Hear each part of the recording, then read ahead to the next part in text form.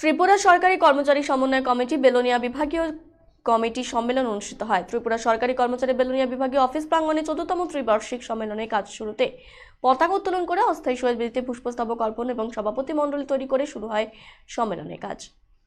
বর্তমানে বিধায়ক হিসেবে দায়িত্ব পালন করছেন, ফলে আমাদের কাছে বিধায়কের চাইতেও অনেক বেশি গুরুত্বপূর্ণ হলো যে ত্রিপুরার শিক্ষক কর্মচারী আন্দোলনে দীর্ঘদিনের অভিজ্ঞ পুরুধা নেতৃত্ব, ওনার আলোচনা শোনার সুযোগ আপনাদের হয়েছে প্রস্তুতি কমিটির চেয়ারম্যান হওয়ার সুযোগে। Get ready to celebrate the biggest New Year party at Kurimoho Royals with unforgettable night of music, dance and celebration.